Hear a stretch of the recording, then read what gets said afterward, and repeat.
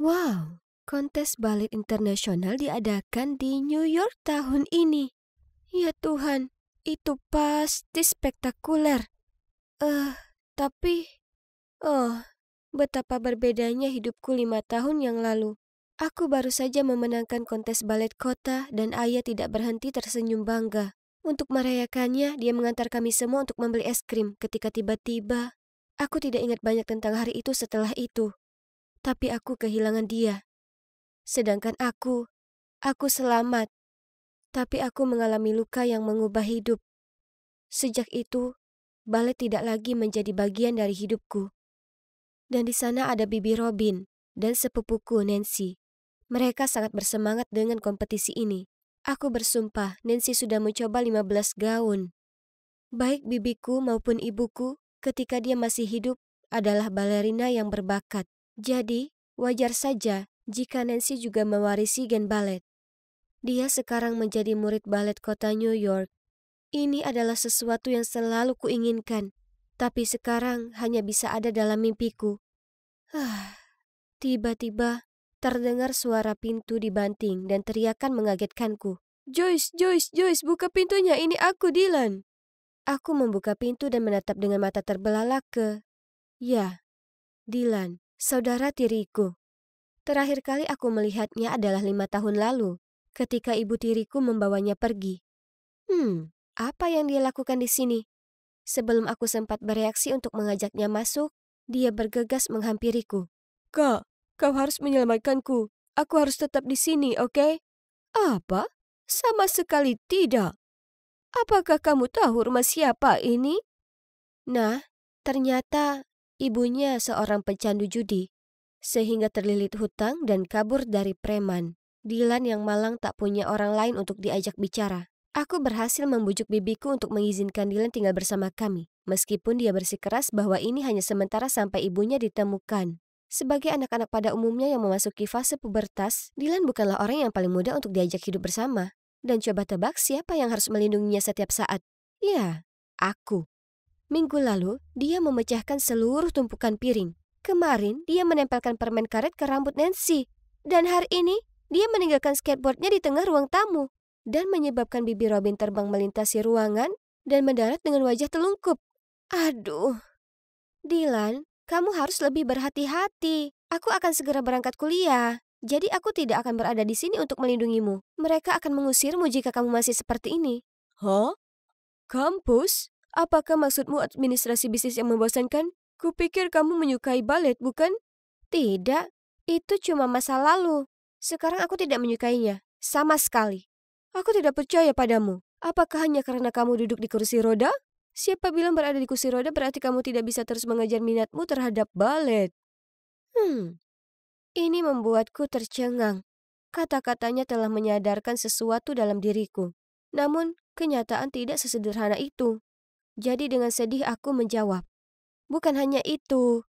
Aku juga tidak punya uang. Aku mencoba melamar pekerjaan paruh waktu. Tapi mereka tidak menerima penyandang disabilitas. Merasakan ketidakbahagiaanku membicarakan hal ini, Dylan segera mengubah topik. Oke, lupakan saja hal-hal bodoh itu. Besok, aku akan mengajakmu berbelanja. Oh, sudah lama sekali aku tidak mengunjungi mall. Dylan terus bertanya padaku apakah aku suka ini atau yang itu, tapi kami tidak punya cukup uang. Kenapa Bibi Robin tidak memberi kita uang jajan? Dylan terlihat sangat manis saat itu, jadi aku hanya duduk di sana dan tertawa, sementara dia mengerutkan kening dan cemberut. Lalu, Dylan tiba-tiba menyuruhku untuk tetap diam. Ketika dia memejamkan mata dan meraba-raba ke arah 2 orang yang terlihat agak kaya dan mengatakan kepada mereka, "Tolong bantu kami tak punya apa-apa lagi untuk dimakan minggu ini. Tolong." Ya Tuhan, apa yang sedang dimainkan saudaraku? Aku membeku dan tidak bisa melakukan apapun selain menunduk ke lantai. Wanita itu mengeluarkan uang itu hendak menyerahkannya padanya. Tapi pria itu mengusap tangannya, menyebabkan uang itu jatuh ke tanah.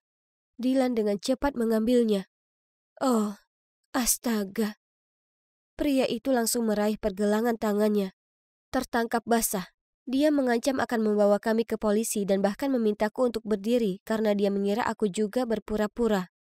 Untung saja, wanita itu bilang mereka sedang terburu-buru dan tidak mau membuat ribet, sehingga akhirnya mereka meninggalkan kami sendirian.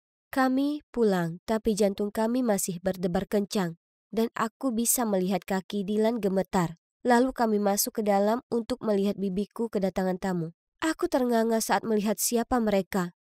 Orang-orang kaya dari mall. Kami berempat saling menatap satu sama lain karena terkejut. Ternyata wanita itu, Bernie, adalah teman bibiku dan pria yang bersamanya adalah putranya, Philip. Mereka berdua adalah penari balet terkenal. Ya, tentu saja suasananya jadi canggung. Tapi Nancy sepertinya tidak menyadari ketegangan itu karena dia terlalu sibuk mengibaskan bulu matanya ke arah Philip dan memutar-mutar rambutnya dengan jarinya. Tapi yang aneh adalah, meski aku menunduk, aku masih bisa melihat Philip menatapku. Lalu tiba-tiba bertanya padaku, "Sudah berapa lama kamu seperti ini? Maksudku, jangan tersinggung. Aku cuma penasaran." Jadi, Bibi Robin mulai bercerita kepada mereka tentang kehidupan dan kondisiku. Mendengar itu, Bernie menjadi emosional. Dia menatapku sejenak dan bertanya, "Sayang, bagaimana kabarmu? Apakah kamu masih latihan balet?" Tidak. Dia tertarik pada bisnis sekarang. Dia akan mendaftar pada musim gugur ini." Bernie berhenti sejenak, lalu tersenyum berkata, "Oh, bagus sekali. Aku senang kamu menemukan sesuatu yang kamu sukai. Aku tidak tahu kenapa, tapi aku merasa sangat sedih. Jadi aku minta diri untuk meninggalkan meja." Dylan mengikutiku dan memberikanku sebuah amplop. Aku melihat ke dalamnya. Isinya penuh uang. "Aku hanya punya sebanyak ini, tapi tolong ambillah dan ikuti kelas balet lagi." Jantungku berdebar kencang. Bagaimana dia mampu mendapatkannya? Tapi kemudian, dia tidak memberiku waktu untuk mengatakan apapun ketika dia mengambil kembali uang itu dan berkata, "Oh, atau izinkan aku yang mendaftarkanmu." Dan yang mengejutkan, dia benar-benar melakukannya. Dylan menemukan sebuah pusat yang memberikan beasiswa bagi siswa penyandang disabilitas. Sejak itu, aku kembali ke dunia balet. Sepertinya aku hidup kembali. Setiap hari aku sangat ingin bangun untuk mengikuti hasratku. Dan aku juga berlatih untuk kontes balet internasional di New York. Suatu saat setelah latihan, aku melihat seseorang di dekat pintu, memperhatikanku. Philip. Aku tidak tahu kenapa, tapi begitu aku melihatnya, hatiku berdebar. Dia berjalan ke arahku, dan kami mulai berbicara. Ternyata, dia mengajar di pusat ini. Setelah itu, dia selalu meluangkan waktu untuk membantuku selama latihan, dan sepertinya kami adalah pasangan yang serasi. Tapi hal-hal baik tidak bertahan lama. Hari itu aku sedang berlatih dengan Philip ketika ada suara yang berseru, "Joyce, kenapa kamu ada di sini?" Aku berbalik kaget melihat Nancy yang melotot berdiri di pintu ruang latihan. Ternyata Nancy datang untuk bertemu dan menyapa siswa di pusat kami, dan tidak sengaja melihat Philip membantuku. Mungkin dia kesal karena kami terlihat cukup dekat. Setelah itu kami bertemu di kamar mandi, lalu Nancy bertanya kepadaku, "Aku tahu kamu tidak punya $1 pun, jadi siapa yang memberi kamu uang untuk ini?" "Oh, itu Dylan." "Berhentilah berbohong. Dia cuma anak bodoh. Aku tidak bisa membayangkan dia punya sisa $1.500 untuk membayar 6 bulan kelas pelajaran." "Kamu minta Phil untuk membayar kelasmu, kan?" Berhenti bersikap lemah untuk mendapatkan simpati orang lain. Itu tidak terdengar seperti sesuatu yang biasanya dilakukan oleh sepupu manisku. Iya kan? Jadi, apakah Dylan berbohong padaku? Kursus ini bukan beasiswa untuk penyandang disabilitas? Mustahil. Aku segera mengemasi barang-barangku untuk pulang untuk berbicara dengan Dylan tentang hal ini. Namun dalam perjalanan keluar, aku bertemu Philip. Jadi aku bertanya kepadanya apakah benar tidak ada beasiswa seperti itu di pusat ini. Tapi dia hanya menghela napas dan membawaku ke tempat yang tenang untuk bicara. Dan apa kalian tahu? Dia mengakui bahwa dialah yang sebenarnya telah merencanakan segalanya dengan Dylan. Dan bahkan mengatakan bahwa dia menyukaiku dan ingin membantuku. Aku kaget. Tapi jauh di lubuk hati, aku juga senang mendengarnya. Sama seperti aku menyukainya. Tapi aku merasa seperti beban. Dan Nancy juga menyukainya, jadi aku menolaknya. Nancy tidak lagi sama setelah itu. Setiap kali mata kami bertemu, dia berbicara lalu membuang muka. Lalu suatu kali aku menemukan sepatu baletku basah oleh kopi. Dan di lain waktu bahkan ada catatan di tasku yang berbunyi, "Jangan kejar Philip karena kamu tidak bisa lari. LOL." Pasti sepupuku tercinta yang melakukan hal ini, kan? Aku merasa sedikit kesal pada awalnya, tapi aku tidak punya waktu untuk meladeni permainannya. Aku ada kompetisi untuk berlatih. Kemudian, sehari sebelum pertunjukan, aku tiba di rumah untuk mendengar Bibi Robin di ruang tamu sedang berhadapan dengan Bernie. "Hei, kamu harus mengirim lebih banyak uang. Joyce ikut serta dalam kompetisi balet kali ini. Jadi biayanya agak mahal. Benarkah? Tapi kamu bilang dia tidak tertarik pada balet lagi. Lagi pula, kenapa dia tidak mengambil beasiswa balet untuk New York City Ballet?" Berhenti keluar dari topik. Ingat, kamu adalah penyebab kematian saudara iparku dan kaki keponakanku. Jadi, kamulah yang harus disalahkan seumur hidup ini. Dan sekarang kamu bahkan tidak dapat menyisihkan uang receh untuk mendanai mimpinya. Apa? Apa yang mereka bicarakan? Aku sangat terkejut hingga tas belanjaanku terjatuh ke lantai. Bibi Robin berbalik dan melihatku. Menyadari bahwa aku telah mendengar semuanya, dia memberi isyarat kepadaku agar masuk ke dalam ruangan dan menceritakan seluruh kisah tragisnya. Ternyata, penyebab kecelakaan itu tak lain adalah Bernie. Dia menyeberang jalan tanpa melihat, sehingga menyebabkan ayahku banting setir untuk menghindarinya dan menabrak pohon. Setelah itu, dia melarikan diri. Karena dia sangat panik dan takut hal itu akan mempengaruhi reputasinya. Melalui persahabatannya dengan Bibi Robin, dia mengetahui situasiku dan masih memberikan uang bulanan sebagai kompensasi untukku. Bagaimana dengan beasiswa yang dibicarakan Nona Bernie? Baiklah. Lagi pula kamu tidak bisa bersekolah di sekolah itu. Jadi, lebih baik biarkan Nancy yang mengambilnya, kan? Apa? Aku tidak percaya bibiku akan melakukan itu. Dia tahu betapa aku menyukai balet. Aku selalu mengira Bibi Robin begitu baik karena mau memberiku rumah. Padahal kenyataannya, dia memanfaatkanku agar Bernie mau berinvestasi dalam karir balet Nancy. Kata kekecewaan tidak bisa sepenuhnya menggambarkan perasaan aku saat itu. Rasa sakitnya hampir tak tertahankan. Aku terbangun dengan perasaan tidak enak, tetapi aku memaksakan diri untuk bersiap-siap dan menuju ke kompetisi. Di sana ramai, sama seperti di dalam pikiranku. Aku tidak repot-repot menonton pertunjukan lainnya sampai penampilan Nancy. Dia sangat anggun, dan juri mengatakan dia melakukannya dengan baik. Namun aku merasa ada sesuatu yang kurang. Dan sekarang giliranku. Aku melihat ke arah kerumunan dan melihat ada Bernie, Dylan, dan Philip. Mereka semua tersenyum dan bertepuk tangan saat MC memanggil namaku. Aku menarik napas dalam-dalam dan hendak naik ke atas panggung. Ketika melewatiku, Nancy membungkuk dan berbisik, "Philip tidak terlalu peduli padamu. Dia hanya merasa bersalah atas perbuatan ibunya. Jangan mempermalukannya dengan mengacau."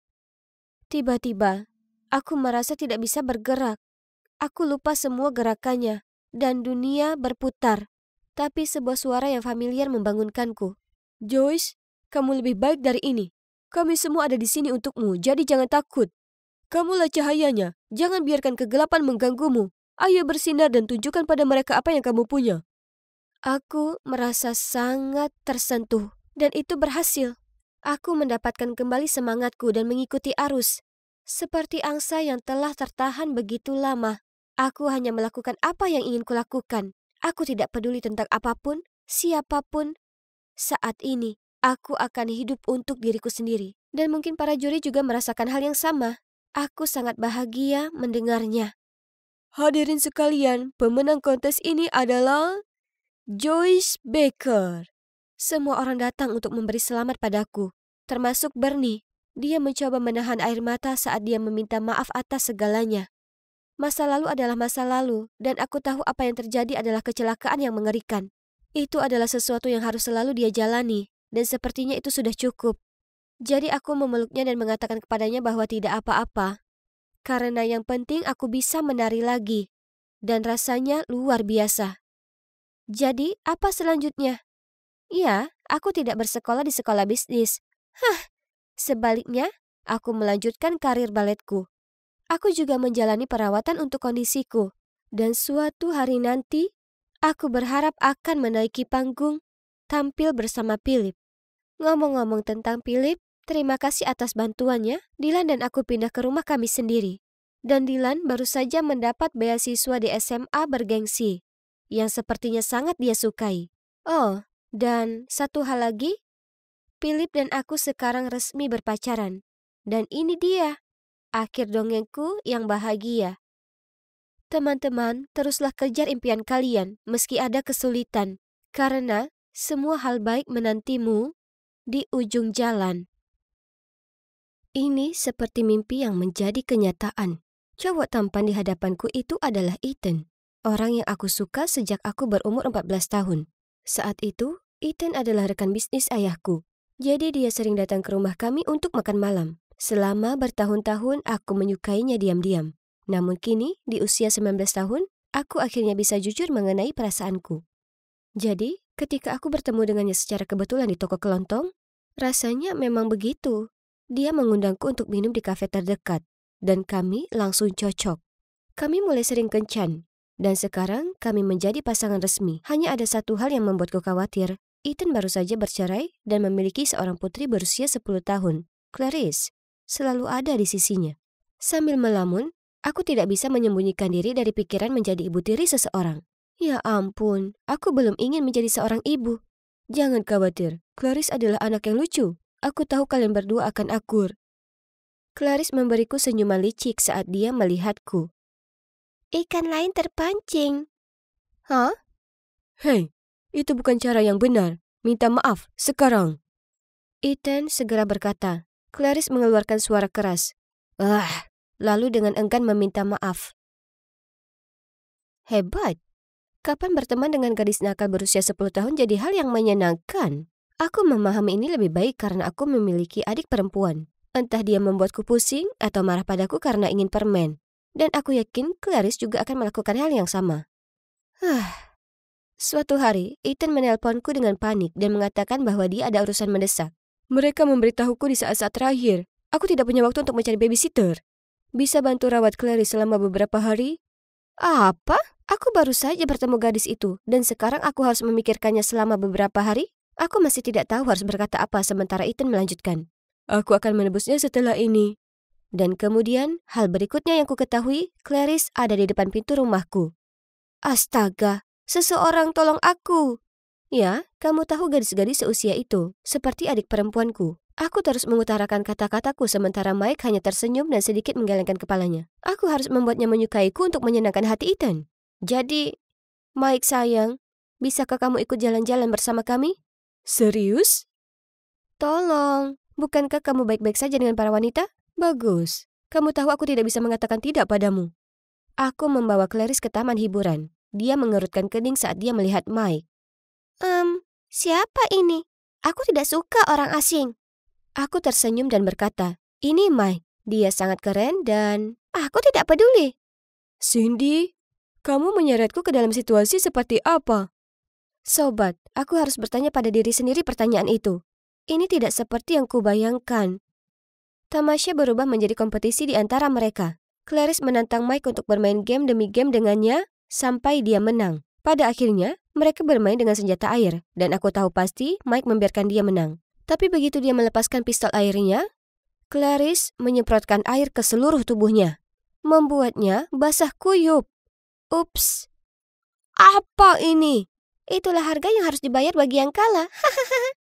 Oke Cindy, sudah cukup. Selamat bersenang-senang. Dan dia bergegas pergi. Oh tidak, apa yang telah aku lakukan padanya? Aku berdiri di sana tercengang, menatap Clarice. Oke, jadi itu agak lucu, tapi aku tidak bisa menertawakan temanku yang malang itu. Aku mau es krim. Clarice menyeringai lalu melompat pergi. Es krim. Seorang gadis yang mengincar hatiku sendiri. Dalam perjalanan pulang, kami berbicara banyak tentang acara favoritnya, klub pengasuh bayi, dan bagaimana Stacy adalah karakter favoritnya. Mungkin hari ini tidak terlalu buruk. Beberapa hari kemudian, Ethan kembali dan aku sangat senang bertemu dengannya. Terima kasih banyak telah merawat Clarice. Sementara itu, aku melihat Clarice perlahan mundur, dengan ekspresi canggung di wajahnya. Kupikir dia akan sama bahagianya denganku saat bertemu dengannya. Tapi ternyata tidak seperti itu. Sayang, kamu baik-baik saja? Apakah kamu sakit? Aku baik-baik saja. Aku harus pergi ke kamarku. Setelah itu, saat makan malam, pertanyaan "apa kamu sakit?" dilontarkan tak kurang dari 10 kali. Dan itu membuatku mual juga. Ku bilang aku tidak sakit, dan aku tidak ingin ke dokter. Ethan, menurutku Clarice baik-baik saja, jadi mungkin berhenti bertanya padanya. Mendengar itu, Ethan tampak risih dan berbalik. Aneh. Apa yang salah dengan mereka? Mungkin ini hanya perbuatan mereka. Apapun itu, aku tidak menikmati suasana yang berat ini. Keesokan harinya setelah makan siang, Clarice membantuku membersihkan meja, sementara Ethan sedang berkemas untuk melakukan perjalanan berikutnya. Dia bersikeras mencuci piring sementara aku mengucapkan selamat tinggal pada Ethan. Kami sedang berpelukan di ambang pintu, ketika tiba-tiba aku mendengar teriakan keras dari dapur. Ethan dan aku sama-sama bergegas masuk ke sana dan melihat Clarice menangis sambil menggenggam tangannya. Ethan dengan panik bertanya, "Apa yang terjadi?" Sementara aku segera mencari kotak P3K. Aku sedang mencuci piring, tapi tanganku tidak sengaja terluka. Cindy, maafkan aku. Aku tidak berhati-hati. Tolong, jangan hukum aku. Apa? Apa yang dia bicarakan? Ethan sepertinya memiliki pertanyaan yang sama denganku. Cindy selalu membuatku mengerjakan tugas. Dia mengatakan kepadaku jika aku melakukannya dengan buruk, aku tidak bisa makan malam. Hah? Kenapa dia mengatakan hal yang tidak benar? Menjadi pucat karena kaget, aku bergumam. Tidak, itu tidak benar. Aku tidak ingin tinggal di sini. Ayah, izinkan aku pulang. Clarice menyelaku sambil menangis semakin keras. Maafkan aku, tapi aku harus pergi sekarang. Aku bahkan tidak tahu apakah kamu berbohong atau tidak. Bagaimana bisa kamu mengatakan itu padaku? Clarice berteriak. Dasar monster! Lalu dia berlari ke atas. Aku berdiri di sana tidak tahu harus berbuat apa. Otakku tidak bisa memproses apa yang baru saja terjadi. Ethan menatapku dan menghela nafas. Mengapa dia tidak mengatakan apapun? Sejujurnya, dia tidak mengira aku tega melakukan itu. Bukan? Aku memutuskan untuk mengkonfrontasi Clarice mengenai hal ini. Jadi, aku pergi ke kamarnya dan dengan tenang berkata, Clarice, kenapa kamu mengatakan itu? Kamu memaksaku melakukan semua pekerjaan rumah. Apa? Bagaimana kamu bisa berbohong seperti itu? Aku tidak akan pernah melakukan hal seperti itu. Tapi apakah orang-orang akan mempercayaimu? Atau gadis kecil yang malang? Ya, Tuhan. Itu aku yang mengira dia adalah anak yang manis. Padahal kenyataannya, dia justru sebaliknya. Aku bergegas keluar dan gemeteran. Aku mengeluarkan ponselku. Aku menelpon Mike dan menceritakan semuanya padanya. Ya ampun, anak itu rumit. Mungkin dia tidak ingin kamu bersama ayahnya. Namun meski begitu, apa yang dia lakukan sungguh aneh. Aku pikir kamu harus menjauh dari mereka. Tapi bagaimana caranya? Aku tidak bisa melarikan diri begitu saja. Lagi pula, Ethan sedang dalam perjalanan lagi, dan aku bertanggung jawab atas dia. Jadi aku menjaga jarak, tidak lagi berbicara atau bersenang-senang. Tapi sepertinya Clarice punya ide lain. Aku sedang menonton TV di ruang tamu ketika Clarice muncul dan menarik bajuku. Cindy, aku ingin kamu bermain video game denganku. Semakin aku diam, semakin keras dia menariknya. Tidak, Clarice, aku sedang tidak mood. Aku berteriak. Mainlah sendiri. Lalu aku pergi. Beberapa saat kemudian, Cass, seorang siswa senior datang untuk memberiku beberapa dokumen. Kami duduk dan minum es teh. Lalu tiba-tiba, bam! Dan tangisan. Oh tidak. Cass dan aku bergegas menuju sumber suara. Clarice terjatuh dari tangga di ruang bawah tanah dan dikelilingi oleh keranjang cucian dan pakaian kotor. Cass segera berlari ke sana dan membantunya sendiri. Apa kamu baik-baik saja? Apa yang terjadi? Cindy menyuruhku mencuci pakaian tepat waktu. Keranjangnya terlalu penuh, jadi aku terpeleset. Tidak. Aku berteriak dalam hati ketika Cass menatapku khawatir. Cass, tolong, nanti aku jelaskan. Bisakah kamu pergi? Kenapa? Aku berteriak ke wajah Clarice saat Cass pergi. Jika kamu tidak main denganku, kamu akan jadi pelaku kekerasan terhadap anak. Kamu harus masuk penjara. Ini membuatku gila. Beberapa hari yang lalu, dia ingin ayahnya membawanya pergi dari sini. Dan sekarang dia memerasku karena tidak bermain dengannya. Tepat pada saat itu, Ethan memanggil. Hai Cindy, aku hanya ingin memeriksa kalian berdua. Apakah Clarice sakit atau apa? Apa-apaan ini? Apakah aku gila? Atau keduanya sebenarnya aneh? Ya ampun, aku butuh Mike sekarang. Tolong, bawa aku pergi dari sini, kataku sambil membukakan pintu untuk Mike. Berhenti! Clarice berteriak. Kalian berdua tidak bisa pergi kemana-mana. Oh, sekarang kamu memberitahu apa yang tidak boleh dilakukan? Jika kamu pergi, aku akan memberitahu seluruh dunia betapa buruknya kamu memperlakukanku. Kalian berdua akan masuk penjara. Jadi itu penipuanmu? Seringannya menghilang. Dia menjadi pucat dan tergagap. Tidak, itu milik ayahku. Penipuan ayahmu? Clarice tampak bingung ketika dia menyadari apa yang baru saja dia katakan. Lalu dia segera menutupinya. Tidak ada. Mike duduk dan menatapnya dengan mata tajam. Aku berdiri di sana menunggu jawabannya. Ayahku yang membuatku. Akhirnya, Clarice mengaku.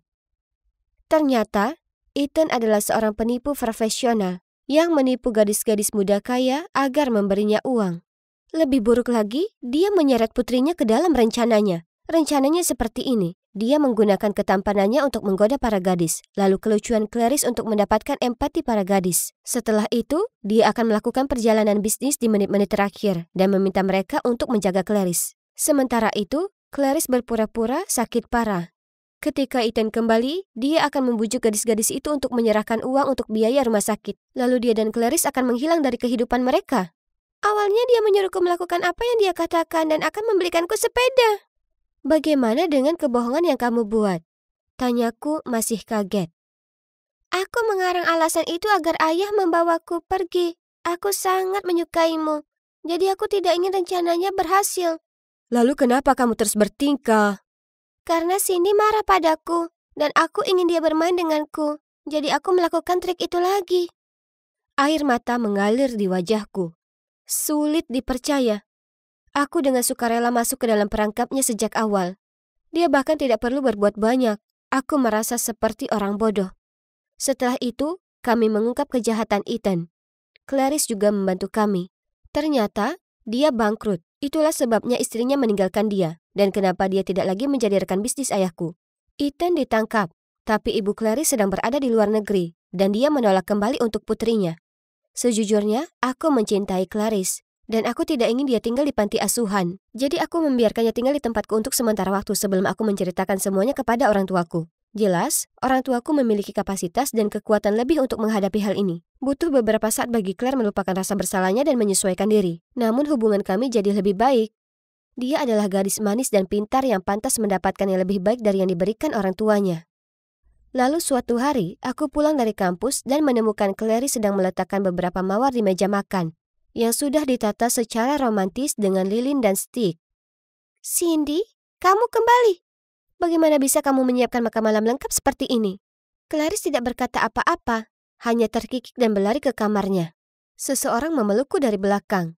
Maukah kau menjadi teman kencanku malam ini? Itu adalah Mike. Kalau dipikir-pikir, kurasa pria sempurnaku ada di depan mataku selama ini. Jadi, sambil nyengir, aku berbalik dan menjawab. Aku pikir kamu tidak akan pernah bertanya.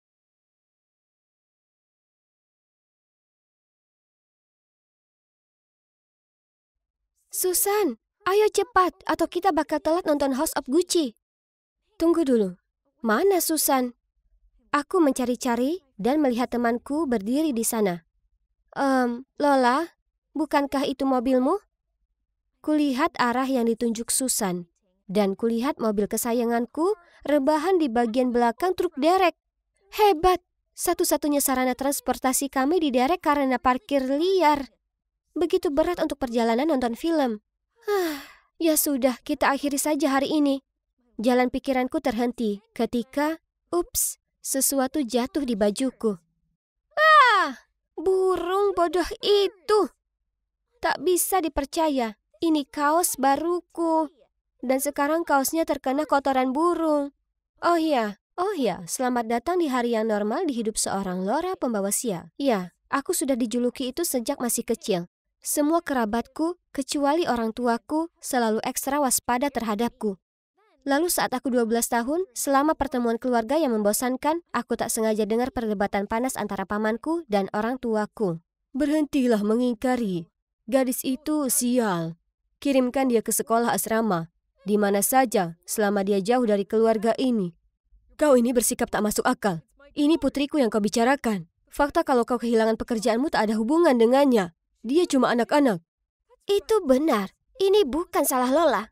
Kau harus berhenti menyalahkan dia atas semuanya hanya karena kata-kata yang konyol. Ternyata, kata-kata konyol yang dimaksud diucapkan seorang peramal di hari kelahiranku. Jadi, keluargaku punya bisnis produksi mebel terkenal di daerahnya. Tapi sayangnya, di hari aku dilahirkan, terjadi kebakaran di pabrik dan mereka kehilangan segala-galanya. Di hari yang sama, seorang peramal melewati rumahku dan melontarkan kalimat yang membuat semua orang di keluarga panik. Bayi baru lahir itu bawa sial yang akan membawa kemalangan bagi seluruh keluarga. Jadi, itulah kenapa para kerabatku mengacuhkanku, tidak mengundangku ke pesta dan berbisik-bisik tentangku di belakangku. Aku tak ingin percaya dengan ramalan itu, tapi dengan semua nasib buruk yang kudapat sejauh ini, sulit untuk tidak mempercayainya. Apa kalian pernah bawa payung kemana-mana selama 6 hari berturut-turut? Ternyata cuacanya cerah. Lalu suatu hari di mana kau lupa membawanya, hujan turun? Atau pernahkah kau hampir saja akan menjilat es krim lezat, lalu kau tersandung dan menumpahkan semua es krim itu ke orang malang yang berdiri di depanmu? Ya, tak hanya aku ini tak beruntung untuk diriku sendiri, tapi nasib malangku juga mempengaruhi orang-orang di sekitarku. Tak heran aku ini jadi gadis pemalu yang berusaha keras untuk bisa berteman. Selain orang tuaku, aku hanya punya satu teman. Susan. Hei Lola, apa kau pernah kepikiran untuk mengakhiri nasib sialmu? Ada peramal yang sangat terkenal di kota. Mengakhiri nasib buruk? Ya, itu kedengarannya ide bagus. Aku sudah cukup jadi Lola si pembawa sial. Hari berikutnya, mengikuti arahan Susan, aku pergi ke sebuah rumah kecil di pinggiran kota. Saat ku ketuk pintunya, aku sangat gugup dan bersemangat. Ku harap ini akhirnya akan jadi akhir dari nasib burukku. Seorang wanita berkerudung mempersilakanku masuk. Aku tak bisa menunggu lebih lama lagi, jadi aku berseru. Hai, saya di sini karena saya dengar Anda bisa membantu menyingkirkan nasib sial saya, benar? Tolong bantu apapun yang diperlukan. Peramal itu duduk terdiam beberapa saat, lalu sebuah senyum tersunging di balik kerudungnya. Kau ini Lola, putri dari keluarga Gonzales, ya kan? Aku tertegun. Wah, dia pasti jago dalam pekerjaannya. Maksudku, aku bahkan belum memperkenalkan diriku sendiri. Tentu saja, aku sudah tahu kalau kau akan datang ke sini. Tapi akan sulit bagimu untuk menghapuskan kesialanmu. Hanya ada satu orang di dunia ini yang bisa menghapus kesialanmu. Dia akan menanggung semua nasib buruk untukmu dan bahkan membawa keberuntungan di saat yang sama. Benarkah demikian? Tapi siapa gerangan itu di muka bumi ini? Aku berseru. Peramal itu tersenyum dan berkata kalau aku ingin petunjuk lebih lanjut, itu dikenakan biaya beberapa dolar lagi. Oh, baiklah, aku sudah pergi sejauh ini, jadi tak ada salahnya habiskan sisa uang saku bulananku untuk tahu siapa penyelamat misteriusku, ya kan? Lalu dia mengeluarkan tas serut dan mengocoknya. Dia menyuruhku untuk mengambil satu barang. Oh, itu adalah ubin kecil dengan satu huruf di atasnya. A. Wah, wah, wah. Menarik. Seseorang yang namanya berawalan dengan huruf A. Jangan takut, Lola. Alam semesta akan memberi isyarat padamu untuk segera menemukan orang itu. Aku lalu pulang ke rumah dan tidak berhenti memikirkan orang yang kukenal dengan nama A. Mari kita lihat. Orang yang paling potensial adalah Ariel, teman sekelasku yang sangat beruntung dalam segala hal. Itu benar. Tak ada orang lain selain dia. Dia terlahir kaya dan beruntung. Dia bahkan tak pernah belajar tapi selalu dapat nilai bagus. Sebenarnya dia baru saja memenangkan undian sekolah. Hadiahnya, suplai donat dan main bowling setahun lamanya. Jelas, dia kebalikanku, dengan keberuntungan yang melekat pada dirinya. Tentu sedikit bumbu kesialanku tak akan membuatnya terlalu menderita, ya kan? Tapi jujur, aku tak suka dengan Ariel. Dia pemarah, suka menghina dan pamer. Tetap saja, Lola sayang, segalanya bisa saja dilakukan jika kau ingin akhir nasib sialmu. Jadi aku bertekad bahwa mulai besok aku akan menjadikannya sahabatku. Bersama kami akan memiliki keseimbangan yang sempurna antara nasib buruk dan baik. Tapi lebih mudah dikatakan daripada dilakukan. Berteman dengan Ariel artinya aku harus terus-terusan memujinya dalam segala hal. sepatu barunya, nilai tinggi, pilihan warna lipstik. Dia juga menyuruhku mengantrikan makan siangnya. Seseorang sepertiku yang kesusahan membawa makan siangku sendiri tanpa terjatuh, malah membawa 2. Tapi, anehnya, aku tak terjatuh. Sebenarnya, sejak aku mulai bergaul dengan Ariel, aku tidak ingat ada hal buruk yang terjadi. Dengan keberuntungan baru yang kutemukan, aku mulai membuka diri pada teman sekelasku yang lain. Dan kalian tak akan percaya. Anak tak beruntung sepertiku bahkan memenangkan 2 tiket pembukaan wahana air yang baru. Jadi kuputuskan untuk berbagi satu dengan Ariel. Sejujurnya, keberuntungannya lah yang membuatku dapatkan tiket ini ya kan? Tapi, tunggu dulu. Apa itu Ariel yang terhuyung-huyung keluar dari ruang ganti dengan sepatu hak stilettonya? Dasar idiot! Dan tepat setelahnya, seperti yang kalian mungkin sudah tebak, dia terpeleset. Tapi yang membuatku terkejut, dengan panik dia juga pegangan ke lenganku dan menarikku jatuh bersamanya. Tapi, tunggu, kenapa aku tak merasakan sakit? Oh, apa aku sedang bermimpi? Apa cowok tampan ini barusan menyelamatkanku? Sedangkan Putri Ariel kukunya patah, jadi dia langsung pergi sambil menggerutu. Tak masalah, aku punya teman baru, pahlawanku yang sangat tampan, Anthony. Sejak itu aku dan Anthony saling ngobrol tiap hari. Dan seperti itulah kami resmi pacaran. Jujur saja, siapa yang pernah mengira kalau si Lola pembawa sial suatu hari akan punya pacar hebat seperti Anthony? Mungkin keberuntunganku akhirnya sudah berubah. Yeay! Jadi ramalan itu sudah terpenuhi. Ariel adalah orang yang membawakanku keberuntungan. Tapi sebenarnya kalau dipikir-pikir, Ariel sepertinya tak mengalami kesialan sama sekali sementara itu. Ya, terlepas dari insiden kuku, tapi pada situasi itu, dia beruntung pergelangan kakinya tak terkilir atau apapun. Mungkin kita semua sedang menaiki kereta keberuntungan untuk kali ini, tapi masih ada satu hal yang tak bisa ku mengerti. Sayang, kenapa hari ini kau terlambat sekali? Maaf, babe, banku kempes di perjalanan. 2 kali. Ya, kalian bisa lihat. Dia pasti mengalami banyak sekali kesialan akhir-akhir ini. Tapi tunggu, Anthony juga namanya yang berawalan dengan huruf A. Apa mungkin Anthony lah yang menanggung nasib sialku, bukan Ariel? Oh tidak, ini tak mungkin terjadi. Lalu, selama beberapa minggu kemudian, kecurigaanku terbukti. Anthony kehilangan ponselnya. Dia salah mengumpulkan tugasnya, mengambil anjing yang salah dari dokter hewan. Dan bahkan menabrak vas mahal baru milik ibunya. Prank. Aku bisa saja terus jadi pembawa sial, tapi aku tak mau orang-orang yang kusayangi menanggung derita ini untukku. Justru, aku perlu cara untuk membantu Anthony lepas dari hal ini selamanya. Mungkin dia bisa berteman dengan seseorang yang sangat beruntung, maka ini akan membalikkan nasib sialnya. Dengan rencana ini di pikiranku, ku atur piknik untuk kami berdua, lalu mengajak juga orang terberuntung yang ku kenal, Ariel. Awalnya, semuanya tampak berjalan sangat baik. Tidak ada hujan dan tidak ada semut menggerubungi sandwich kami. Tapi kemudian ku perhatikan Ariel terkekeh dan memainkan rambutnya saat dia menatap Anthony. Oh tidak, Ariel naksir pada pacarku. Masalahnya, semakin kulihat mereka bersama, bahagia dan aman dari kesialan, makin kusimpulkan kalau Anthony lebih baik tidak bersamaku. Jadi, aku mulai mengabaikan panggilan telepon dan pesannya, dan dengan sengaja menghindari tempat-tempat yang aku tahu dia akan berada. Semuanya berjalan lancar, hingga dia muncul di luar sekolahku. Lola, kenapa kau mengabaikanku? Apa salahku? Aku berpura-pura tak dengar apa-apa dan terus berjalan, tapi dia lari mengejar dan meraih pergelangan tanganku. Jadi aku berteriak padanya, "Tak ada, kau sempurna. Itulah kenapa aku berhenti bicara padamu. Aku ini pembawa sial, dan kau pantas dapat yang lebih baik." Dia memberiku pandangan bingung, jadi kujelaskan semua soal bagaimana nasib buruk selalu mengikutiku dan orang-orang terdekatku. Dan itulah kenapa aku mengatur kencan untuknya dan Ariel. Kau ini bodoh sekali. Apa kau sungguh siap membuang semua yang kita punya hanya karena sebuah ramalan bodoh? Ditambah, aku bukan objek yang bisa kau berikan begitu saja ke siapapun yang kau mau.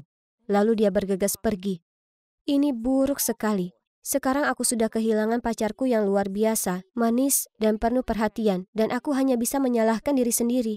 Kemudian malam itu, ibu masuk ke ruang tengah dan melihatku terpuruk di sofa menangis. Ia bertanya padaku ada masalah apa dan kuceritakan semua tentang nasib burukku, si peramal, dan bagaimana aku kehilangan pacar karenanya. Kurasa ini waktunya untuk mengunjungi si peramal ini. Mungkin itu peramal dari semenjak kau lahir. Aku tak melihatnya saat itu karena aku di rumah sakit bersamamu. Jika memang benar dia, aku ingin tahu sekali kenapa dia memutuskan memberi begitu banyak beban di keluarga kita dengan kata-katanya yang tak masuk akal. Hari berikutnya, aku dan ibu pergi ke tempat si peramal. Ibu menarik cadar dari wajahnya dan menatapnya dengan terkejut.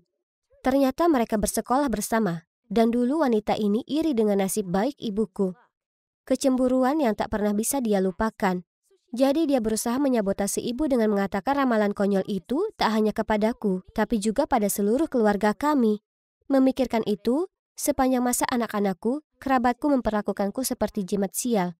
Jadi begitulah caraku bersikap. Aku mengasingkan diri, merasa tidak aman, dan tidak percaya diri. Mungkin energi negatifku yang membuatku tidak beruntung. Bukan ramalan bodoh itu. Lalu, apa yang terjadi selanjutnya? Nah, ibu memastikan seluruh kota tahu bahwa si peramal itu penipu. Dia menulis permintaan maaf secara terbuka kepada kami dan membayar kompensasi kepada kami. Sedangkan aku kuputuskan bahwa ini saatnya untuk membuat keberuntunganku sendiri. Jadi, kutemui Anthony dan menyerahkan 2 tiket wahana air. Lalu minta maaf atas semua omong kosong tahayulku. Tampaknya dia menghargai tindakan itu dan memaafkanku. Jadi kita kembali bersama. Yeay! Mulai sekarang yang ada hanya energi positif, pikiran yang bahagia dan meraih peluang dalam hidup. Hal terpenting yang kupelajari adalah jika kau lihat hidup ini indah, maka hidup ini akan selalu indah bagimu. Tidak. Sekarang ambil uang busukmu dan turun dari kapalku. Ini memang bukan hari mujurmu. Dia orang kelima yang sudah menolak kita. Sepertinya tak ada satupun yang mau pergi ke pulau itu. Oh, hai yang di sana, Juliet di sini. Sudah 2 tahun sejak ayahku menghilang tanpa jejak secara misterius saat dalam perjalanan kerja. Ayah menghilang begitu saja. Tapi bahkan ketika pihak berwenang mengkonfirmasi dirinya telah meninggal, tak bisa kusingkirkan firasat kalau ayah masih hidup di luar sana. Jadi, aku tetap mencarinya sejak itu. Nyatanya, beberapa hari yang lalu, aku menemukan sebuah petunjuk. Kalian tahu, aku kuliah di Institut Arkeologi, di mana kebetulan kutemukan peta kuno harta karun yang tersembunyi di pulau terpencil. Terdengar hebat, kan? Nah, ini semakin gila. Tepat di titik yang sama tempat harta karun itu dalam peta, ada simbol burung walet. Itu simbol khas ayahku, dan inisial namanya RC juga tertulis di situ. Apa mungkin tak boleh buang-buang waktu? Jadi itulah bagaimana aku berakhir di sini di perkampungan nelayan dekat pulau itu dengan sahabatku Laila. Dia ikut serta karena sangat khawatir aku pergi sendiri. Baik sekali dia. Kalian tahu ada rumor yang beredar di penduduk lokal kalau pulau itu terkutuk. Rupanya orang yang berani menjelajah ke sana menghilang tanpa jejak. Itulah kenapa namanya Lost Isle. Tapi ada satu kapal yang kembali dari sana dalam keadaan utuh, milik Kapten Jack Butcher. Saat kembali, dia cerita ke penduduk lokal bahwa yang mengelilingi Lost Isle adalah tumbuhan karang dengan arus yang sangat deras. Jadi kebanyakan kapal akhirnya karam. Jiwa-jiwa mereka yang meninggal di sana terperangkap bertahun-tahun. Dan jadi roh jahat yang menjaga pulau itu dari orang asing. Tapi beruntung bagi Jack Butcher, dia kebetulan punya jimat Dewi Amphitrite untuk melindunginya dari semua badai di laut. Dan itu sungguh terbukti. Oh iya, aku dan Nella tetapkan dia orang yang tepat untuk pekerjaan ini. Jadi kami mendatangi bar lokal untuk mencarinya. Tolong beri aku 1 kola lagi. Katanya di sela-sela cegukan. Laki-laki ini sudah mabuk. Aku lalu bertanya padanya apa dia bisa membawa kami ke pulau itu, tapi pelayan bar menimpali. Oh, ayolah. Hanya orang bodoh yang berani dekat-dekat Lost Isle. Tapi bukankah aman untuk pergi bersama Jack Butcher? Ku dengar dia terlindungi oleh dewa atau apa? Itu benar. Jack Butcher tiba-tiba meninggikan suaranya. Tapi jimat itu hanya ampuh saat kau di laut. Melangkah ke pulau itu adalah perkara lain. Lagi pula, roh yang menjaga pulau itu menakutkan. Aku tak cukup gila untuk kembali ke sana. Jadi jawabannya tidak. Tapi aku tak akan menyerah. Berapa banyak yang kau inginkan? 50.000. Dan aku akan berkata ya. Dia tertawa. Kata-katanya membuat kami tercengang. Ayo kita pulang saja, ini buang-buang waktu. Dia jelas mencoba merampok uang kita. 50.000? Di mana lagi bisa kami dapatkan uang sebanyak itu? Tapi aku sudah begitu dekat dengan ayahku sekarang. Aku bisa merasakannya. Aku tak bisa menyerah di tengah jalan. Tiba-tiba, aku punya ide. Sebenarnya, kami ingin pergi ke pulau itu untuk temukan harta karun yang nilainya lebih dari 50.000 dolar. Jika kau bawa kami bagi 2 harta karunnya. Bagaimana menurutmu? Hah, bagaimana aku tahu kau tak membual? Katanya. Jadi, kutunjukkan petanya. Butuh beberapa menit, tapi akhirnya dia menjabat tanganku dan kesepakatan sudah dibuat. Kemudian dia bilang kami perlu pergi secepat mungkin. Kalau tidak, orang lain akan berusaha mengalahkan kita untuk harta karun itu. Jadi, hari berikutnya pagi-pagi sekali kami menaiki kapalnya The Siren. Dan, aku tak bohong, kami berdua agak takut. Para pelaut yang lain cukup garang, dan hanya satu dari mereka yang terlihat menonjol karena tersenyum cerah ke kami. Dia lalu mendatangi kami dan menawarkan membawa barang bawaan kami. Dia bersikap sangat ramah dibandingkan yang lainnya. Apa yang lucu? Oh ya, aku Simon. Oh, tidak. Hanya saja kau sepertinya tak cocok berada di sini. Ya, aku tak punya banyak pilihan. Ayahku adalah kaptennya. Mereka berhubungan darah, tapi ia tak terlihat sama sekali seperti Jack Butcher. Dia bisa lihat dengan jelas aku terkejut karena dia berkata, Semua orang bereaksi seperti itu. Itu benar. Aku tak terlihat mirip dengannya, ya kan? ahem. Aku berbalik, menyadari Laila berdiri di sana menunggu kami. Dia tersenyum lebar dan tak hentinya menggodaku saat Simon memandu kami ke kamar. Sejak kapan tipemu berubah jadi pelaut? Aku hanya menggelengkan kepalaku tertawa. Maksudku, dia memang tampan, tapi bukan itu inti perjalanan ini. Kami pun beristirahat. Tapi aku tak bisa tidur sama sekali. Kuputuskan untuk pergi ke dek atas memandangi bintang. Di luar sunyi mencekam. Tapi tiba-tiba ku dengar suara yang datang dari sisi lain kapal. Aku segera pergi melihatnya dan temukan Simon sedang bersandar di pinggiran. Dia mungkin kesulitan tidur juga. Jadi kami akhirnya ngobrol semalaman dan kuceritakan padanya kenapa aku harus pergi ke Long Isle. Dia menatapku dan berkata, Aku yakin kau akan temukan ayahmu. Aku tahu kau bisa melakukannya. Dia tampak begitu tulus dan hangat, benar-benar membuat jantungku berdebar. Menjelang siang esok harinya, kami sampai di pulau itu. Dan ternyata pulau itu sama mengerikannya seperti apa yang dikatakan Jack Butcher. Deretan batu-batu terjal menjulang dari laut. Dengan ombak memecah begitu tinggi. Kupikir kami akan karam dalam sekejap. Kapal berguncang hebat. Tak kusangka kami akan selamat, tapi kami selamat. Setelah hampir menabrak bebatuan beberapa kali, kami akhirnya berhasil melewatinya. Dan tak pernah aku sebahagia ini melihat daratan. Bagaimanapun, masih ada banyak rintangan di depan. Di malam pertama di pulau itu, aku meringkuk di tendaku saat ku dengar langkah kaki datang dari luar dan membangunkanku. Segera ku buka resletingnya untuk melihat siapa di sana. Dan itulah saat kulihat sosok gelap bergegas menuju ke dalam semak-semak. Aku sangat ketakutan. Aku berteriak dan membangunkan semua orang. Setelah memeriksa, kami sadar semua tas dan makanan kami yang kami taruh di luar sudah dicuri. Mungkin hantu dari pulau terkutuk ini coba menakuti kita.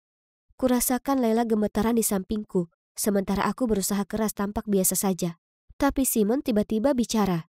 Apa yang akan dilakukan para hantu itu dengan makanan? Jelas itu beberapa orang. Monyet?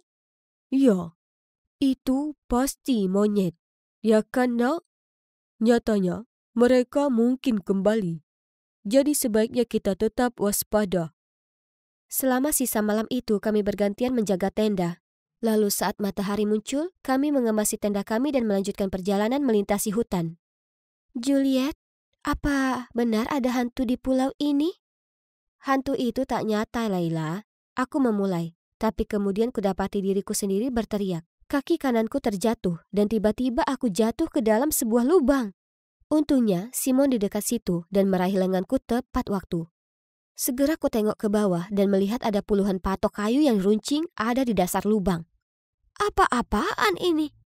Tapi itu bukan satu-satunya jebakan. Saat kami melintasi pulau, kita semua sempat terjebak dalam jeratan. Dari jaring hingga perangkap kaki dari tali, pulau terkutuk ini punya trik tersembunyi. Untung tak ada yang terluka parah, meskipun tetap saja itu sangat mengerikan. Malam itu, aku menuju tenda Simon untuk berterima kasih karena telah menyelamatkanku, dan segera saat dia melihatku, dia menarikku ke sudut tersembunyi dan berkata, Ada sesuatu yang perlu kusampaikan padamu. Aku bukan anak kandung Jack Butcher. Simon! Jack Butcher tiba-tiba berteriak dari jauh. Ayo ke sini. Sekarang juga. Aku akan bicara denganmu nanti. Sembunyikan kompas itu dan jangan bilang siapapun. Sebelum aku bisa mengerti apa yang sedang terjadi, dia pergi. Kejutan lain mengagetkanku saat kulihat simbol burung walet di samping inisial nama ayahku terukir di atasnya. Hah? Bagaimana dia dapatkan ini? Apa Simon kenal ayahku? Berjuta pertanyaan membanjiri pikiranku. Tapi saat itu Simon sudah pergi menjaga perkemahan dengan ayahnya. Keesokan harinya, setelah hampir tanpa tidur, kuputuskan aku harus mencari Simon dan mendapatkan jawaban. Saat aku mencari-cari dia, sekelompok orang asing turun dari pepohonan. Mereka seperti orang hutan dengan rambut dan jenggot lebat dan memakai pakaian compang-camping. Mereka mengelilingi perkemahan kami dan mulai mengancam kami. Aku sangat takut. Aku tak bisa bergerak. Juliet, Layla, lari! Simon berteriak dan aku berhasil tersadar. Kuraih tasku dan juga tangan Layla lalu lari mengejar Simon dan Jack Butcher. Kami akhirnya temukan sebuah gua dan berlindung di sana. Lokasinya tersembunyi jauh di dalam pepohonan dan kami berharap mereka tak akan temukan kami. Kami hanya keluar setelah kami yakin mereka sudah pergi. Aku bertanya apa kami sebaiknya pergi mencari kru yang lain, tapi Jack Butcher mengabaikan pertanyaanku dan hanya ada harta karun di pikirannya. Dia rela meninggalkan krunya. Dasar pria berdarah dingin. Dan iya, aku tak punya pilihan lain kecuali melanjutkan pencarian. Aku tak bisa ambil resiko ditangkap para barbar itu. Aku harus temukan ayahku. Jadi dengan enggan ku keluarkan petaku dan kami mengikuti arahannya. Peta itu membimbing kami ke kuil batu di tengah pulau. Satu persatu, kami masuk dan menuju ke dalam. Tiba-tiba, Jack Butcher menjerit. Sebuah anak panah terbang melewatinya, meleset sedikit dari pipinya. Ketakutan, dia berubah pucat dan memegangi dadanya. Harta karunmu sebaiknya sebanding dengan semua ini. Kalau tidak... Kami melanjutkan lalu melihat sebuah pintu. Itu dia. Harta karunnya ada di balik ini. Jack Butcher berlari ke depan, membenturkan dirinya ke pintu. Kesabarannya sungguh mulai menipis. Sementara dia berusaha membuka pintu, kulihat ke sekitar mencari petunjuk tentang ayahku. Tiba-tiba, brak, aku berbalik melihat Jack Butcher jatuh berlutut. Dia berhasil membuka pintu, tapi di dalamnya hanya terdapat ruangan penuh vas berdebu, terkelupas dan berselubung sarang laba-laba. Kau menipuku. Ku pertaruhkan nyawaku untuk masuk ke lubang pulau ini tanpa hasil apapun. Jack Butcher lalu menukik untuk menangkapku. Aku berusaha keras menghindarinya. Dia meremas leherku kuat-kuat. Aku tak bisa nafas. Kulihat ke arah Simon, minta bantuan. Dan dia mencoba menenangkan Jack Butcher. Oh, diamlah. Dan kau, bawa semua barangmu ke sini. Atau temanmu ini akan dalam masalah besar. Gemetaran, Layla menuruti perkataannya. Memohon agar dia melepaskanku. Tapi Jack hanya memberinya tatapan mengancam. Sambil mempererat lengannya di leherku. Dia mengkode Simon untuk datang membawakan barangnya. Tidak, biarkan dia pergi. Oh, Sky kecil. Apa kau lupa dengan ayah ibumu? Kau tak ingin mereka terluka, ya kan?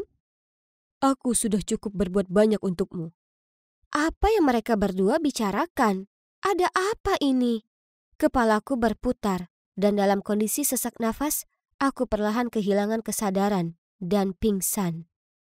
Saat aku bangun, kudapati diriku berada di The Siren, dikelilingi oleh Layla, Simon, dan...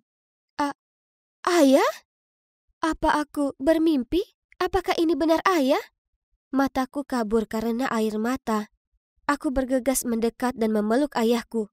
Kemudian aku tahu apa yang telah terjadi. Segera setelah aku pingsan, gerombolan orang barbar itu masuk, menangkap Jack Butcher, dan membebaskan kami semua. Ternyata, orang-orang ini para pelaut, arkeologis, dan penjelajah yang telah datang ke pulau untuk mencari harta karun. Saat melewati terumbu karang, mereka diserang oleh gerombolan perompak yang merampok semua harta benda dan barang-barang mereka. Lalu tanpa ampun, mereka dibuang begitu saja di pulau itu. Kru para perompak itu tak lain adalah kru Jack Boucher.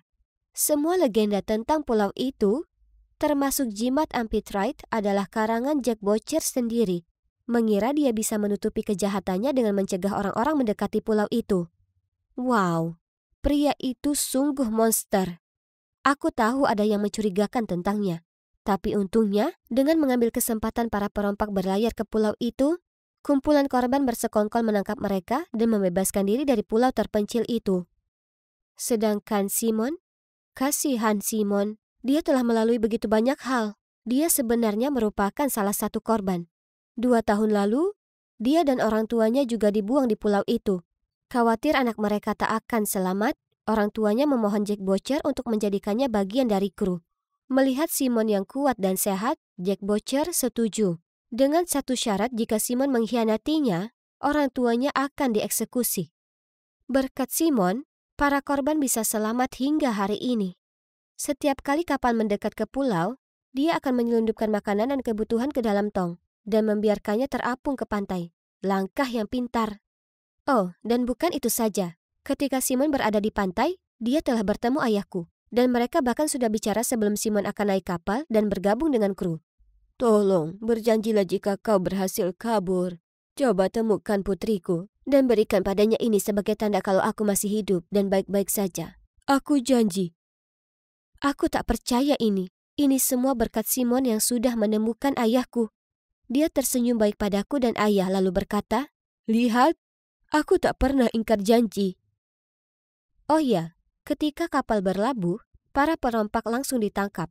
Sedangkan untuk korban, mereka akhirnya berkumpul kembali dengan keluarga mereka. Sekarang 1 tahun telah berlalu. Dan jujur, semua ini masih begitu nyata bagiku. Aku dan ayahku menghabiskan sebagian besar tahun lalu mendirikan organisasi untuk membantu orang-orang yang terdampar di pulau itu untuk membaur kembali ke masyarakat. Lela sebenarnya telah menulis buku tentang petualangan kami. Dan sedangkan aku dan Simon, ya, kami resmi berpacaran. Sepertinya itu bukan pulau yang terkutuk, ya kan? Wow, menakjubkan. Jadi, aku akan tinggal di sini mulai sekarang? Tak dapat dipercaya. Semua terjadi begitu cepat sampai aku kesulitan untuk percaya ini nyata. Kemarin sore ketika aku bantu-bantu di rumah makan keluargaku, tiba-tiba seorang kru film bergegas masuk dan mengaku mereka dari program reality show Cinta Lama yang Hilang, yang menyatukan kembali anggota keluarga yang hilang. Sementara aku berdiri di sana kebingungan, mereka mengumumkan padaku bahwa aku ini anak hilang dari sutradara kenamaan Gabriel Perez. Apa? Apa itu artinya orang tuaku mengadopsiku? Berinang air mata, orang tuaku memberitahuku bahwa 13 tahun lalu, di sebuah pameran yang ramai dan penuh sesak, mereka melihatku berkeliaran tanpa tujuan, jadi mereka membawaku pulang. Dan meski mereka melaporkan ke polisi, tak ada hasilnya. Jadi mereka putuskan untuk mengadopsiku. Dan dimulailah hidupku sebagai nona muda keluarga kaya. Seperti yang kalian perkirakan dari rumah seorang sutradara terkenal, mansion ayahku sangat sempurna. Mulai dari perabot desainer hingga dekorasi yang trendy. Keseluruhan rumah seperti kastil bergaya Prancis. Kupandangi foto berukuran besar dari orang tuaku yang tampak hebat. Tiba-tiba, ada bisikan. Tuan pasti senang sekali Anda tahu.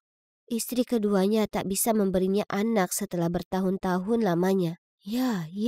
Sekarang setelah beliau semakin tua, beliau harus mencari anak biologisnya untuk bersandar. Oh, jadi wanita ini, wanita yang datang dengan ayah di pertemuan kembali kemarin bukanlah ibu kandungku? Kalau begitu, aku penasaran siapa ibuku yang asli. Nona, silakan masuk. Di dalam adalah orang tuaku dan beberapa pakar yang kemudian segera menarikku untuk make up lengkap. Wah, aku terlihat sangat menawan.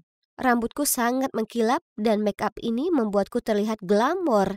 Tak pernah di mimpi terliarku, kubayangkan aku akhirnya hidup di sini dan merasa bagai seorang putri. Berseri-seri dengan kebahagiaan aku berbalik melihat ayahku. Tapi tiba-tiba aku terkejut saat bertatapan mata dengan seorang pelayan. Ia tampak begitu sedih. Kenapa ia terus menatapku dengan raut muka misterius? Itu aneh. Carol, ayo lanjut. Aneh, tapi tak masalah. Mungkin dia selalu seperti itu saat melihat orang asing. Oh ya ampun, makan malamnya mewah sekali, termasuk kaviar dan steak. Ini sangat menyenangkan. Malam itu aku tak bisa tidur dan hanya berguling-guling di tempat tidurku sampai subuh. Tapi yang tak ku tahu, hari melelahkan menantiku. Jam 5 tepat, aku diguncang sehingga bangun. Hah? Ada kebakaran atau apa? Pelayan memberitahuku kalau aku ada konferensi pers penting pagi ini. Dan sangat penting bagiku untuk tampil maksimal. Dengan grogi aku bangkit dari tempat tidur dan menjatuhkan diri di kursi. Aku harus mengenakan gaun mewah ini. Dan dengan tata rambut ikal yang kuno. Ini membuatku seperti terlihat berumur 25. Ya Tuhan, sumpah konferensi pers ini adalah hal yang paling membosankan yang pernah ada. Selama beberapa jam, percakapan mereka tak lepas dari pamer kekayaan mereka, membandingkan popularitas mereka dan semua hal yang berbau showbiz. Aku menguap puluhan kali, tapi harus kusembunyikan di balik tangan. Aku bisa rasakan ibu tiriku mengamatiku. Aku mau pulang saja. Kalian tahu, tipe orang yang paling kubenci adalah jenis wanita yang suka pamer dan mencemooh. Tapi sayangnya, hanya mereka yang berinteraksi denganku. Aku kangen bergaul dengan anak-anak seumuranku. Tapi, ya, sejak aku pindah ke sini, orang tuaku memaksa menyekolahkanku di rumah, supaya aku tak terpengaruh dengan anak-anak yang lebih rendah. Parahnya, satu-satunya yang mereka ajarkan padaku adalah soal akting dan urusan film. Bagaimana itu akan membantuku masuk ke perguruan tinggi. Tapi tak hanya itu. Setelah belajar, meskipun aku lelah, ibu tiriku memaksaku jalani 2 jam ke depan olahraga di gym rumah. Tiap kali aku terengah-engah atau menyelundupkan makanan, dia akan menceramahiku panjang lebar. Bagian terburuknya adalah dia melarang apapun yang manis dan membuatku menjalani diet ketat makan, seledri dan hummus. Menjijikkan. Kemudian suatu kali aku tergelincir dan jatuh dari sepeda statis. Lalu pergelangan kakiku terkilir. Ibu tiriku sangat marah denganku, sampai dia menyuruhku tidur tanpa makan malam. Aku tak tahan lagi. Jadi aku tertatih-tatih menuju ke ruangan ayah. Ayah, kenapa aku harus melakukan semua ini? Aku tak menyukainya. Ayah tak berkata apapun, tapi hanya memberi isyarat untuk mengikutinya. Ia menuntunku ke sebuah ruangan terkunci di ujung lorong. Saat pintunya terbuka, kulihat sebuah foto wanita yang sangat cantik tergantung di tengah ruangan. Tunggu dulu. Rambut baru dan bajuku sangat identik dengan miliknya. Ayah memandangi potret itu dengan mata termenung. Kemudian ia mengatakan bahwa wanita itu dulunya aktris yang sangat terkenal. Ia cerita bagaimana mereka jatuh cinta saat itu, lalu melahirkan aku. Jadi, itu artinya ini adalah ibuku? Itu benar. Ibumu sangat cantik, bukan? Dan aku akan membuatmu sempurna sepertinya. Kemudian ayah melambai agar aku keluar dari sana, mengunci pintu lalu pergi. Meninggalkanku berdiri sendiri gemetaran. Ada sesuatu tentang kata-katanya yang membuatku resah. Penasaran akan ibu, kudatangi seorang pelayan tua untuk minta informasi. Ternyata di masa lalu, ayahku adalah manajer ibuku. Dan berkat popularitasnya, ia mendapat banyak uang. Ibu adalah inspirasi bagi film-film ayah dan juga cinta dalam hidupnya. Tapi sayang, karena penyakit yang serius, ia meninggal. Itu trauma besar bagi ayah, dan ia seperti kehilangan dirinya sendiri. Sejak saat itu, pikirannya selalu menerawang, dan perkataannya tidak selalu logis. Apa itu benar? Tak heran, terkadang kudapati kata-kata ayah menakutkan. Waktunya untuk pelajaran yogamu, dan kenapa kau bicara dengannya? Sekarang karena kau sudah kaya, tunjukkan martabatmu. Jangan berurusan dengan staf. Kau bukan ibuku, kau tak bisa mengaturku.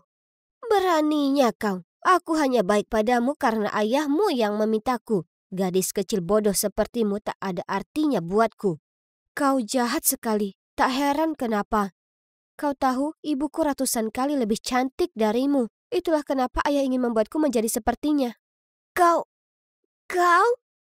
cepat atau lambat kau akan berakhir seperti putriku yang malang. Nikmati saja ketenangan ini sebelum badai datang. Hah? Apa katanya? Putri siapa? Bukannya orang-orang bilang dia tak punya anak. Lalu, beberapa hari kemudian, saat aku jalan di lorong, Merasa lelah karena rencana dietku saat ini cuma makan 2 buah apel sehari. Ku dengar para pelayan berbisik satu sama lain. Lihat, dia tak akan bisa bertahan. Tak akan berlangsung lama. Penampilannya semakin pudar. Tak lama lagi, ia akan berakhir seperti yang sebelumnya.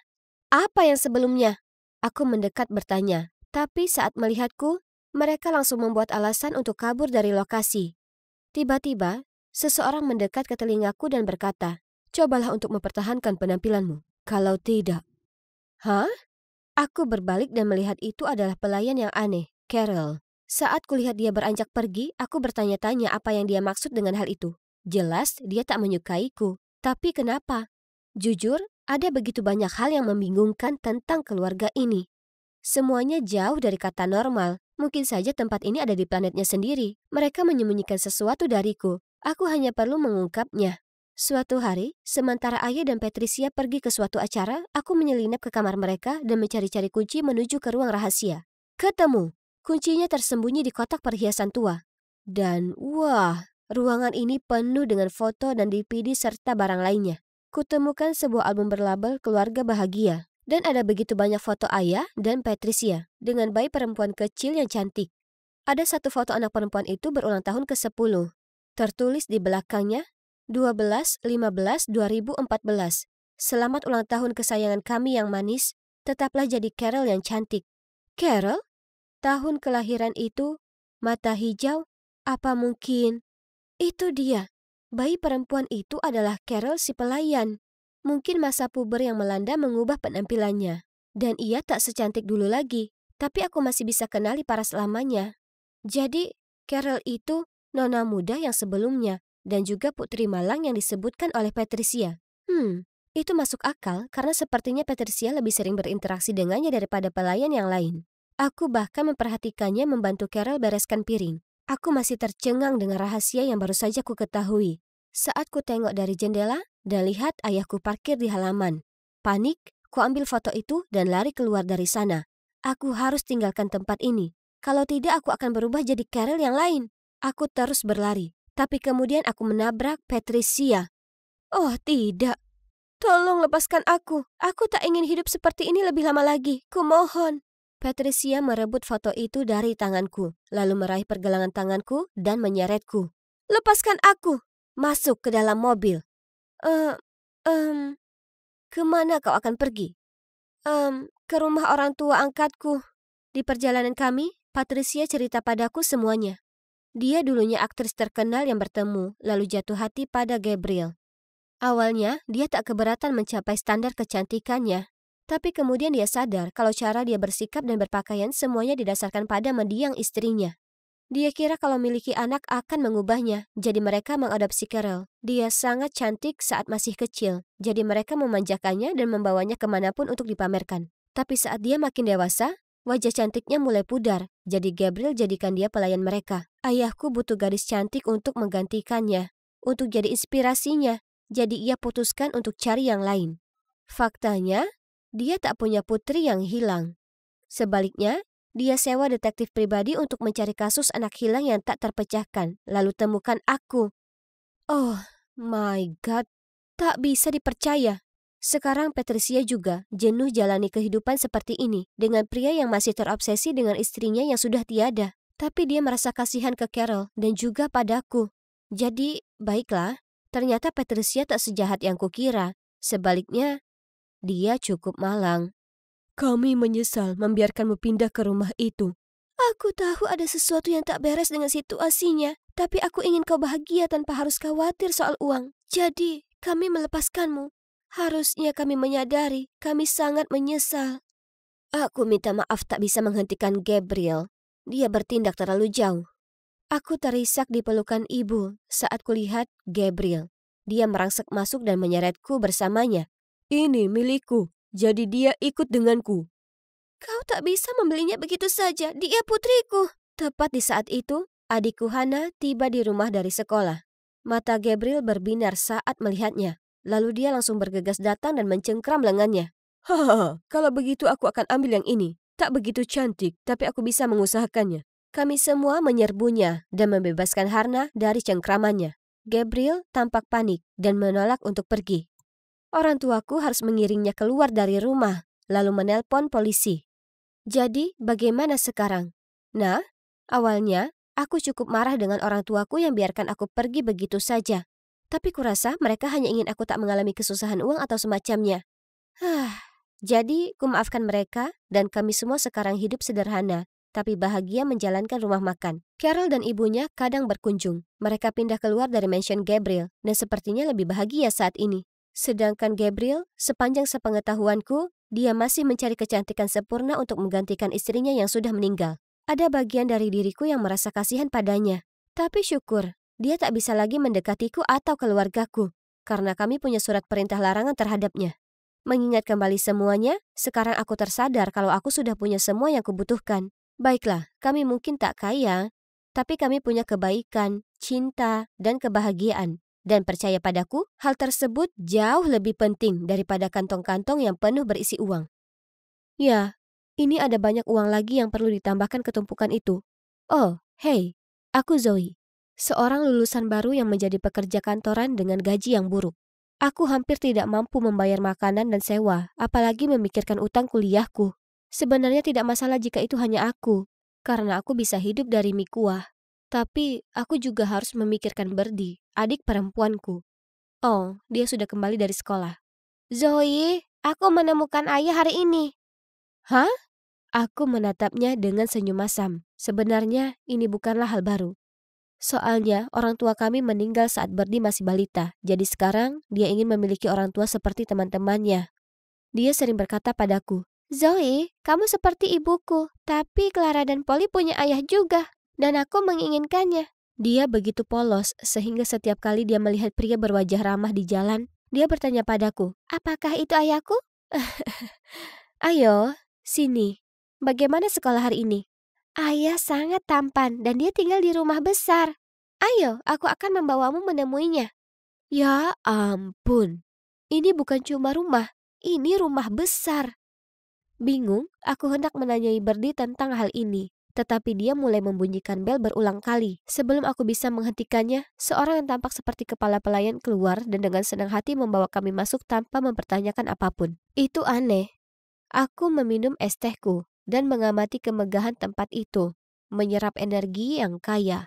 Ketika tiba-tiba seorang pria yang sangat gagah berjalan mendekat. Itu dia, itu ayah. Hah? Ini sangat membingungkan, dan melihatnya memeluk orang asing sungguh memalukan. Aku berbicara dengan pria itu untuk mencari tahu apa yang terjadi, dan rupanya dia bernama Harry, dan dia berusia 22 tahun seumuran denganku. Hah? Itu gila, karena dia terlihat dan bertingkah jauh lebih tua. Adapun cerita ayah, ternyata saat Berdi sedang menunggu bus sekolah, ia melihat seorang wanita menjatuhkan dompetnya.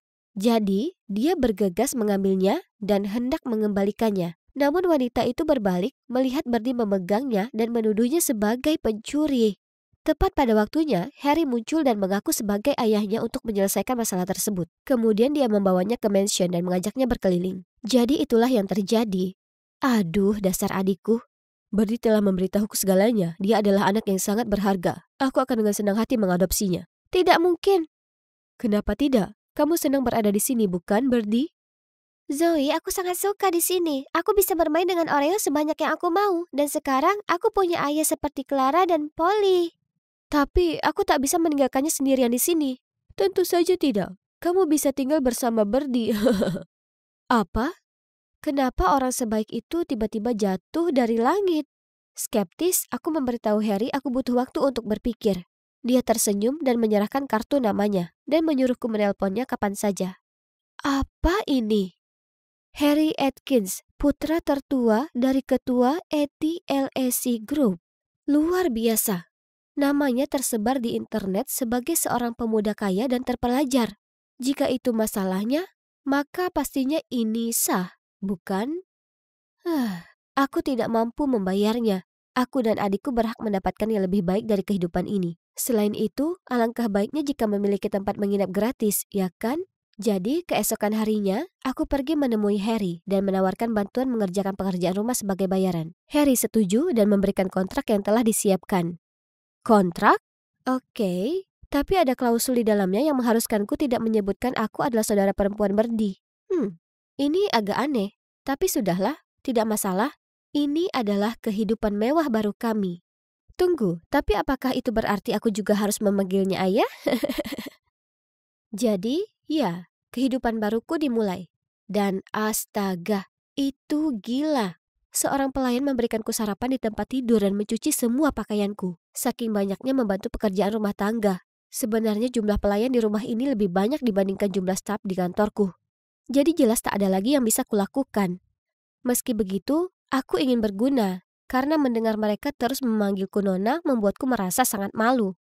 Namun, ups, ternyata aku payah dalam pekerjaan rumah. Suatu kali aku memasukkan setelan bagus Harry ke dalam mesin cuci dan akhirnya merusaknya, yang membuatnya mondar-mandir di ruangan dengan marah. Selain itu, dia sepertinya tidak bisa mengatakan sesuatu yang baik tentangku. Selalu mengeluh tentang bunga yang aku beli, atau mengatakan muffin yang aku panggang selama berjam-jam terlalu kenyal. Dia membuang semua barang buatanku karena dia mengira itu sampah. Dasar pria yang kasar. Oh, tunggu, dia bahkan bukan laki-laki. Dia hanyalah anak keras kepala yang tidak peduli dengan perasaan orang lain. Sudah kubilang, kalau bukan karena Berdi dan kontrak itu, aku akan... Tapi itu hanya keluhan kecil. Secara umum, kehidupan kami di sini luar biasa. Berdi sangat bahagia dan melihatnya menjalani kehidupan terbaiknya membuatku tersenyum. Tapi tanpa aku sadari, ternyata ini seperti ketenangan sebelum badai. Badai Rachel, tunangan Harry yang bertunangan sejak kecil. Dia berasal dari keluarga kaya dan karena itu dianggap sebagai aliansi pernikahan yang cocok untuk keluarga Harry. Aku mendengar para pelayan di rumah mengatakan bahwa Harry adalah penerus perusahaan. Jadi ketika dia menikahi Rachel, perusahaan akan semakin berkembang.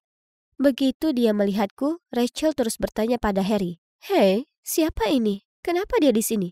Dan gadis ini juga, kenapa ada anak kecil di rumah?"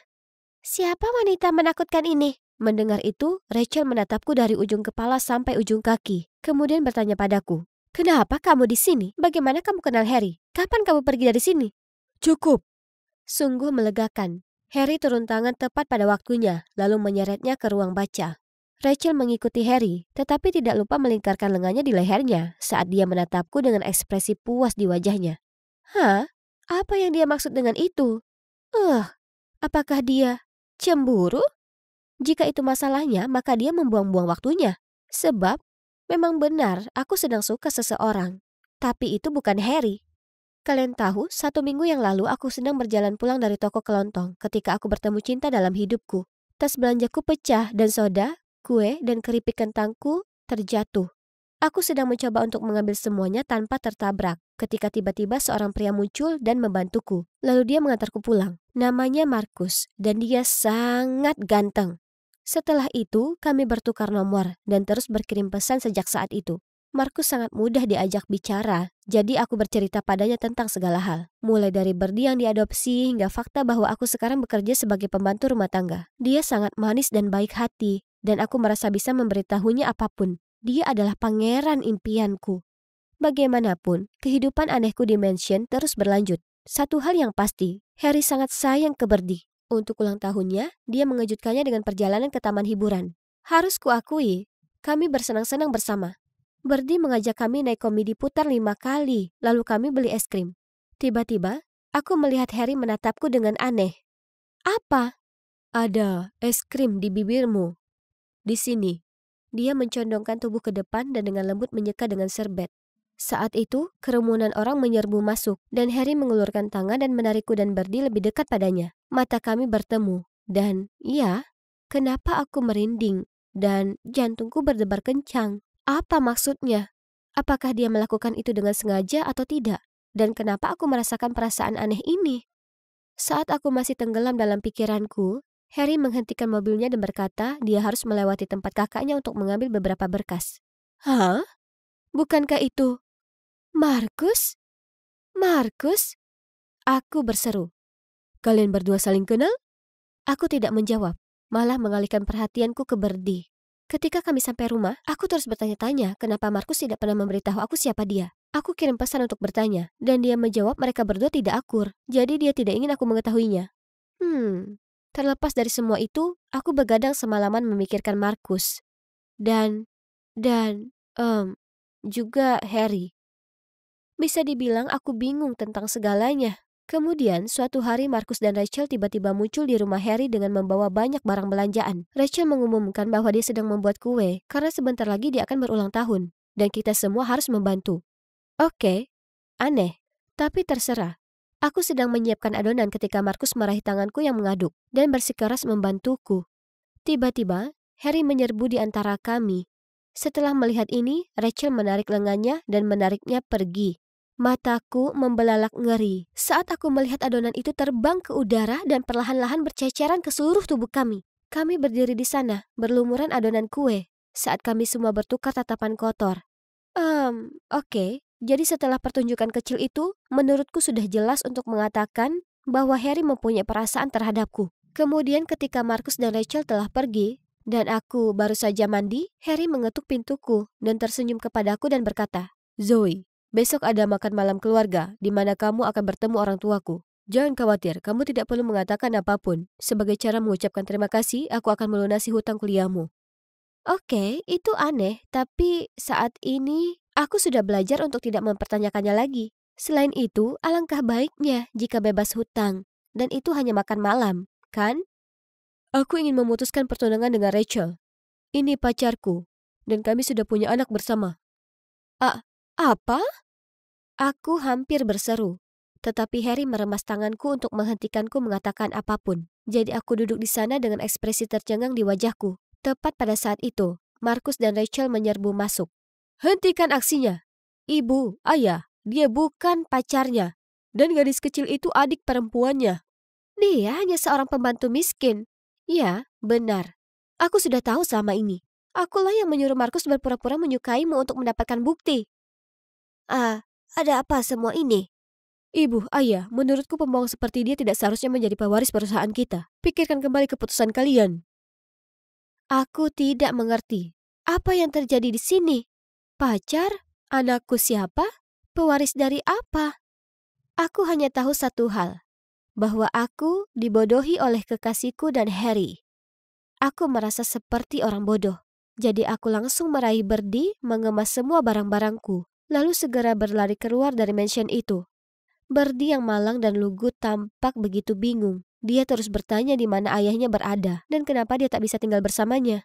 Aku mengambil saja sisa tabungan kami untuk menyewa apartemen kecil untuk kami berdua. Kehidupan kembali normal. Surat permintaan terakhir dan sebagainya. Inilah realita hidup kami. Aku tahu itu sekarang.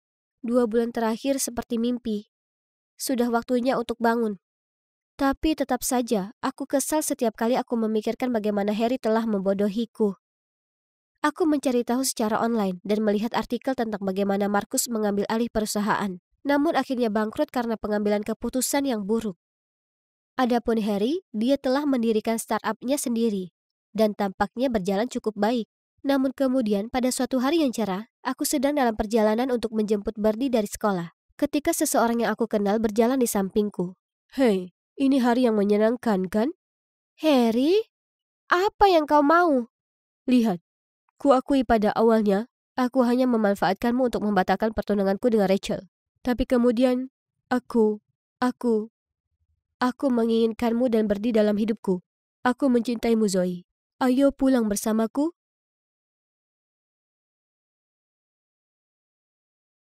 "Hai, namaku Edison, tapi semua temanku memanggilku Eddie. Aku hanyalah seorang gadis biasa yang tidak memiliki bakat tertentu. Tapi ada satu hal yang aku punya. Itu... Oh, kenapa kita tidak menonton saja videonya untuk melihat apa itu? Ini kakak perempuanku, Olivia. Dia cantik, kan? Dia juga seorang penyanyi yang luar biasa dan memiliki bakat di bidang seni. Dia bisa menggambar apapun. Maksudku, aku tidak tahu bagaimana orang tuaku bisa memiliki anak perempuan yang sempurna seperti dia dan lalu melahirkanku. Tapi aku tidak masalah dengan itu. Olivia sangat ingin memenangkan piala dan medali. Sementara aku senang dengan es krim dan banyak makanan ringan yang diberikan orang tuaku karena mendapat nilai B pada ujian matematikaku. Hei, Eddie sayangku, coba tebak siapa yang punya baju baru dan trendy. Oh, Bu, ya, aku tidak menyukai hal-hal ini. Kenapa kamu membeli begitu banyak? Itu hanya membuang-buang uang. Namun, tatapan putus asa ibu membuatku menyerah. Jadi aku dengan enggan mengambil item secara acak dan pergi mencobanya. Oh, itu adalah crop top. Aku menatap diriku sendiri di cermin. Oke, jadi ekspresi tercengang orang tuaku membuat perasaan mereka cukup jelas.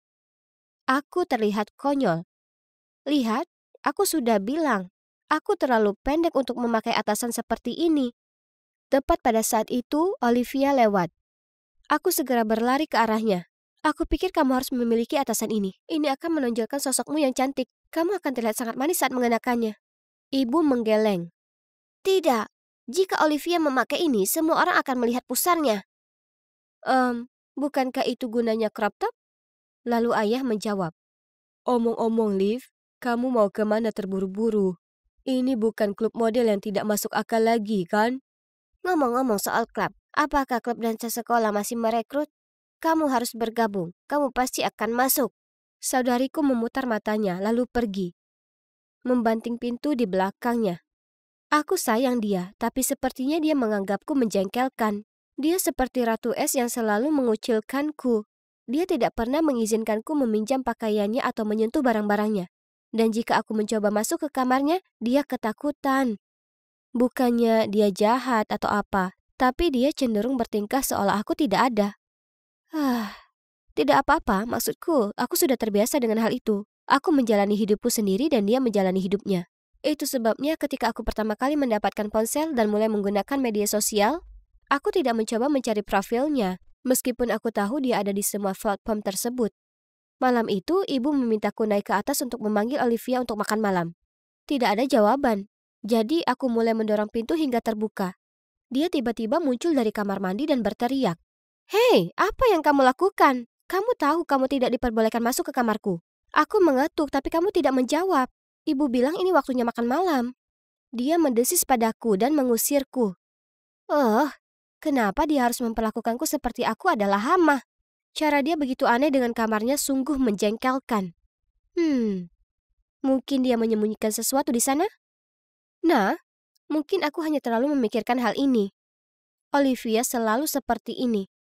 Hidup terus berjalan, dan saudari perempuanku, ya, dia terus menjauhkan diri dariku. Namun kemudian pada suatu akhir pekan, aku berjalan ke bawah dan melihatnya dengan riang menyenandungkan sebuah lagu sambil menari di dapur. Ketika dia melihatku, dia tersenyum dan berkata, "Selamat pagi. Ayo duduk di sini, aku sudah membuatkanmu sarapan." Oke, ini aneh. Aku dengan hati-hati duduk dan terus menatapnya. Kenapa kamu begitu bahagia? Dan di mana ibu dan ayah? Ibu dan ayah baru saja bergegas mengerjakan urusan pekerjaan. Lalu dia meletakkan piring itu di hadapanku, menyeringai, lalu melanjutkan. Ibu membuat kue pagi ini dan menyuruhmu membawanya ke rumah nenek. Katakan padanya aku titip salam. Oh, kamu tidak ikut denganku? Tidak, aku tidak bisa. Maaf, aku ada pekerjaan yang harus diselesaikan. Dia terus menatapku dan aku merasa dia ingin aku bergegas. Bahkan sebelum aku selesai makan, dia memberikan jaketku dan membawaku keluar dari pintu. Karena tidak punya pilihan, aku pergi ke rumah nenek sambil memikirkan betapa anehnya hal ini. Sampai aku menyadari bahwa aku bahkan tidak membawa tas kue. Aku meninggalkannya di rumah. Astaga, aku segera bergegas kembali. Tapi, kenapa ada mobil aneh yang terparkir di luar rumahku? Aku berlama-lama di belakang dan menyaksikan seorang pria parubaya keluar dari mobil. Bahkan sebelum dia sampai ke pintu, Olivia membukanya dan tersenyum padanya. Aku sembunyi di balik semak agar aku bisa terus melihatnya. Hah? Kenapa dia menyerahkan bunga dan kotak hadiah padanya? Dia dengan senang hati mengambilnya dan bahkan bersandar ke telinganya dan mengatakan sesuatu. Ya Tuhan! Jadi ini menjelaskan kelakuan aneh kakakku. Mereka pacaran, kan? Aku tidak pernah menyangka kalau kakakku akan tertarik pada lelaki tua seperti ini. Mengejutkan. Tapi tunggu, bagaimana jika dia menipunya? Olivia mungkin terlihat galak, tapi sebenarnya dia sangat polos. Jika itu masalahnya, aku akan menghajarnya habis-habisan. Tapi ini hanya spekulasiku. Aku tidak bisa bertindak tergesa-gesa tanpa mengetahui kebenarannya. Jadi aku memutuskan untuk tidak memberitahu mereka bahwa aku ada di sana dan diam-diam memasuki rumah melalui pintu belakang untuk mengambil tas kue. Kemudian pada hari itu, ketika aku tiba di rumah, saudara perempuanku kembali menjadi Ratu Es. Dia memasak tanpa bersuara. Jadi aku bilang padanya, nenek berkata hai, dan dia hanya mendengus. lalu terus mengaduk supnya. Aku perlu mencari tahu apa yang sebenarnya terjadi. Kesempatan sempurna muncul beberapa minggu kemudian ketika ibu dan ayah pergi berlibur di akhir pekan. Aku memberitahu Olivia bahwa aku akan pergi piknik dengan teman-teman, tapi ini bohong. Aku sebenarnya bersembunyi di tempat persembunyianku yang setia dan mengawasi. Seperti yang diharapkan, lelaki tua itu muncul dan Olivia membiarkannya masuk. Pintunya terbuka sedikit, jadi aku berjingkat ke dalam dan mendengar mereka tertawa di ruang tamu. Aku mengintip ke dalam dan aku terkejut. Kakak perempuanku sedang duduk di sofa dengan mengenakan pakaian paling aneh yang pernah ada. Pakaian seperti itulah yang hanya dipakai oleh model catwalk. Dan yang terpenting, dia memakai riasan tebal dan tampak seperti orang yang sangat berbeda. Pria aneh itu sedang duduk di sebelahnya. Keduanya melihat ponselnya dan tertawa bahagia. Ya ampun, sekarang semuanya sudah jelas. Dari sifatnya yang pendiam hingga ruangannya yang terkesan rahasia, itu semua agar dia bisa terus menyembunyikan kisah cinta beda usia ini. Aku tidak tahu bagaimana harus bereaksi sekarang. Aku hanya merasa kasihan padanya karena dia harus menyembunyikannya. Maksudku, ini adalah rumahnya, dan kami adalah keluarganya. Kami mungkin tidak dekat, tapi dia adalah kakak perempuanku, dan aku ingin dia bahagia. Jika cinta ini nyata, maka aku mendukung sepenuhnya. Dan jika pria ini ternyata jahat, maka aku akan melindunginya sampai akhir. Orang tuaku kembali malam itu, jadi aku mengadakan malam menonton film keluarga. Ide bagus untuk ikatan keluarga, bukan? Aku memilih film romantis yang aktris utamanya jauh lebih muda dari pacarnya. Di tengah-tengah film, aku menoleh ke orang tuaku dan bertanya, "Bu, Ayah, jika kamu adalah orang tua mereka, apakah kamu mengizinkan hubungan itu?" Mereka menatapku bingung. Lalu ayah langsung bertanya, Hei Edi, jangan bilang kalau kamu jatuh cinta dengan lelaki tua ya. ini mengagetkanku. Tapi sebelum aku bisa berkata apa-apa, bel pintu berbunyi. Aku hendak membuka pintu, hanya untuk menghindari menjawab pertanyaan ayah. Tapi Olivia lebih cepat. Tidak lama setelah itu, dia berbalik dan berteriak padaku. Edi, beraninya kamu menyentuh ponselku. Ada apa, Liv? Siapa yang ada di depan pintu? Tanyakan pada putri tersayang Edison. Dia menatapku dengan pandangan kotor, lalu bergegas ke kamarnya. Orang tuaku langsung membombardirku dengan banyak sekali pertanyaan. Apa yang sedang terjadi di sini? Siapa yang membunyikan bel? Kenapa Olivia seperti itu? Oke, yang membunyikan bel itu adalah pacarnya Olivia. Jadi, tadi, saat Olivia meninggalkan ponselnya di dapur, aku perhatikan ada pesan dari seorang pria bernama Henry Davis. Aku segera mencarinya di FB dan menemukan bahwa ini adalah pria yang sama yang mengunjunginya. Jadi, aku menggunakan teleponnya untuk mengirim pesan kepadanya agar dia datang pada jam 8 malam. Aku pikir akan lebih baik jika Olivia mengumumkan hubungannya dengan orang tua kami. Tapi, sepertinya dia tidak menerimanya dengan baik. Bagaimanapun, sekarang aku tidak punya pilihan selain menceritakan segalanya kepada orang tuaku. Wajah mereka menunduk, dan tanpa berkata apa-apa, mereka berlari ke atas dan menggedor pintu Olivia. Namun tidak ada jawaban. Malah, kami semua mendengar suara gemeretak dari pintu belakang. Dan Olivia pun kabur. Wajah orang tua kami memerah. Sementara aku merasa sangat bersalah. Karena aku tidak hanya tidak dapat membantunya, tetapi malah memperburuk situasi. Keesokan harinya, Olivia masih belum kembali. Dia juga tidak masuk sekolah. Yang menyebabkan orang tuaku menjadi panik. Lalu tiba-tiba aku teringat pada Henry. Benar. Kenapa aku tidak berpikir untuk menanyakannya dari awal? Jadi aku segera menghubungi Henry dan memintanya membantu mencari Olivia. Sore itu, saat aku baru pulang sekolah, aku melihat Henry pergi. Ada catatan tertempel di pintu yang menyatakan Olivia baik-baik saja dengan alamat di bawah. Dan juga tertulis jika kita datang ke sana jam 9 pagi, kita akan menemui Olivia. Keesokan paginya, kami datang lebih awal dari yang dijadwalkan. Hah? Itu adalah sebuah studio, dan seperti yang dikatakan Henry, Olivia ada di sana. Dia tampak sangat glamor, dan begitu sibuk mempersiapkan pemotretan sehingga dia tidak memperhatikan kami. Henry menyambut kami, dan mulai menjelaskan segala sesuatu yang membuat orang tuaku serta aku tidak bisa berkata-kata. Ternyata, kebenarannya jauh dari apa yang kupikirkan. Dia bukan pacarnya, tapi dia adalah manajernya. Ia melihat potensi Olivia dan membimbingnya menjadi foto model dan TikToker. Bunga dan hadiahnya berasal dari merek tempat dia bekerja. Dan suatu hari, dia mengenakan pakaian dan riasan itu untuk video TikTok. Setelah syuting selesai, kami berjalan ke arahnya.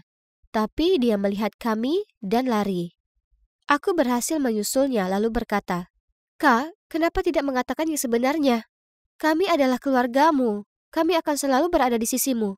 "Di pihakku? Serius? Kamu tidak tahu bagaimana rasanya menjadi orang luar. Tidak peduli berapa banyak kompetisi yang aku menangkan. Aku tidak terlihat saat kamu dipuji hanya karena mendapat nilai yang biasa di ulangan matematika. Aku ingin menjadi model, tetapi mereka tidak menginginkannya. Mereka ingin aku sengsara. Aku lebih baik kabur dan melakukan apa yang aku suka." Aku tercengang. Begitu pula ibu dan ayah, yang pada saat itu sudah menyusul kami dan mendengar semua yang baru saja dia katakan. Ayah memeluk Olivia, lalu dengan suara emosional berkata, Olivia, bukan kami melarangmu melakukan apa yang kamu mau. Kami hanya mengkhawatirkanmu. Kami hanya tahu bahwa industri ini bisa menjadi rumit, dan kami tidak ingin kamu terluka. "Benar. Dan tidak benar kalau kami lebih mencintai Eddie daripada kamu. Kamu unggul dalam segala hal, dan kami tidak ingin Eddie merasa tertekan.